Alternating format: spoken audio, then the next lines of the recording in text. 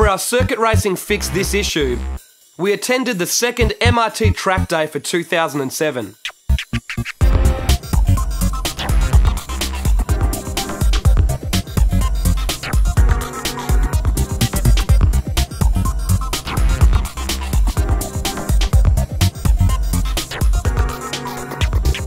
We're out here at Wakefield Park for another MRT Track Day. That's been a pretty interesting day so far, with a wet track this morning that was dry at lunchtime, and now the rain's starting to come down again.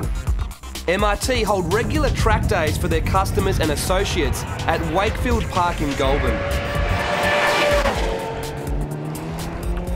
These track days are more than just a joyride though. MRT use these days to help beginners learn more about their car and its limits, and provide advice and coaching for more experienced drivers to help improve their lap times. Brett Middleton from MRT starts the day with a track inspection. This is done so he can talk the drivers through some of the different lines and speeds used around the course. If you're brave, speed down the straight and through that corner doesn't always necessarily mean a quick lap, because you want to turn in late because it's a wide exit, so you can accelerate up here. And then of course, as you clip that corner, even if the car doesn't want to run wide out here, get into the habit of running out here anyway, because then you've got an absolute flat out run up to the top of the hill. The walk is very informative, as it allows drivers to learn every part of the track and check its condition, as well as receive some driving tips. As Brett said, slow in, fast out, it applies at Wakefield Park more than any other circuit because it's on a hill. So you know, you're either climbing a hill, which means you need to get on the throttle early, or you're trying to brake on the side of a hill, which means you need to get your braking done early as well. So slow in, fast absolutely does apply. The field of cars was made up mostly of turbocharged Subarus and Mitsubishi Evo Lancers.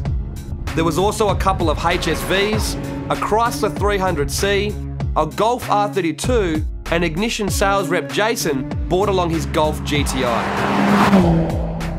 The Subaru field included WRXs and STIs in all different levels of tune from mild to wild, turbo Foresters, and old school and new school Liberties. Yeah, I'm Asher and this is my 04 Subaru Liberty. We've taken it to MRT and got a new top mount intercooler and pod filter and bigger brakes and full suspension setup, and the computer's been retuned. I've been practicing my lines this morning, so I'm definitely getting quicker. We jumped in with Brett Middleton for a ride in one of his customers' highly modified XT Foresters.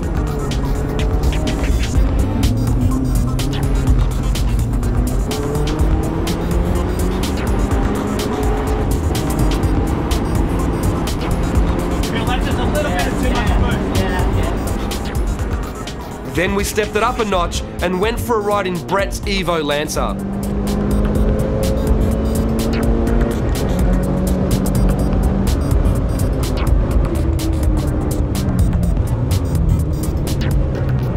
Wayne Boatwright from Drift Australia provided tuition for drivers to help their lap times. When did you start turning in? Oh, back there, way back there. Yeah. So I'm on a straight line from this apex to the outside, and I want to end up right here. Right in the climb this corner. There we have a little left side, have a little left foot straight, and back on the top. I'd probably turn in a bit earlier than that. Mid-track here, earlier, probably need to turn earlier. We'll use the whole track on the exit. Now we decided to bring Project STI out to the MRT Track Day to give it a bit of a shakedown and see where it's performing well and what other parts need to be upgraded. Now in terms of the engine and drivetrain, the car performed faultlessly, but it does need to have the brakes slightly upgraded, and the 110,000 kl suspension is really letting the car down, as are the normal street tyres. So from here, obviously some semi-slicks, some new suspension and brakes will help the car out a lot. We got Brett from MRT to have a drive and give the car an assessment and to show how it's done. I mean, the car's got a reasonable amount of grunt for what it is, but it could be a lot better because obviously the check engine light's on, which means it's the ECU is pulling out a bit of ignition timing and a bit of boost. Because it's got the ECU tuned with us with Ecutech, it'll be safe because it's just protecting the engine because it's detected the fault code. driving through the kink without lifting off at over 180 k's an hour on street tyres certainly was entertaining.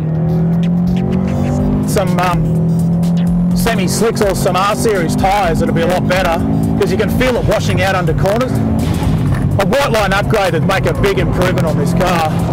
Late in the afternoon, the heavens opened up and turned the track into a giant skid pan. A heap of standing water made it almost impossible to practice.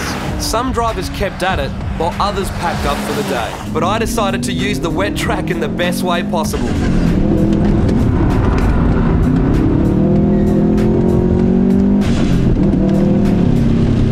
The front LSD in the STI makes it difficult to drift, but it's all in the name of fun.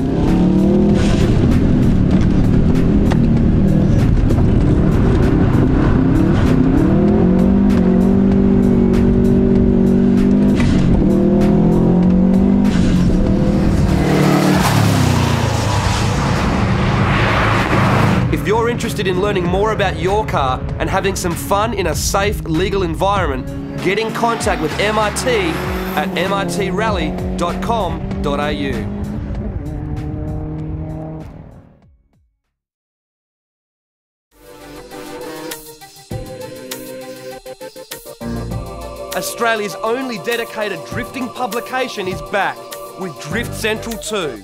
Over 2 hours of drifting action from the makers of Ignition DVD.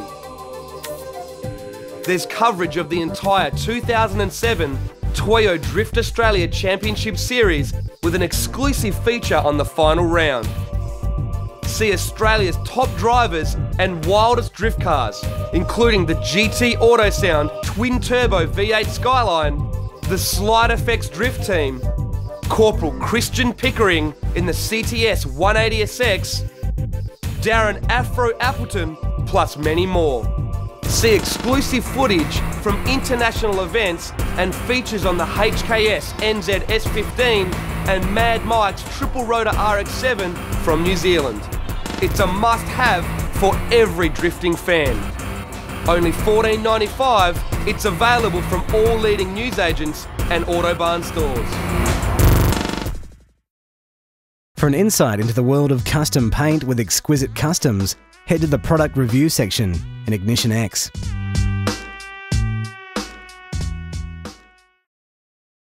3, 2, 1, go. Right now, when you purchase a 10-issue subscription to Hot 4's magazine for only $89.50, you'll also receive a 5-issue subscription to High Performance Imports worth $49.75 absolutely free.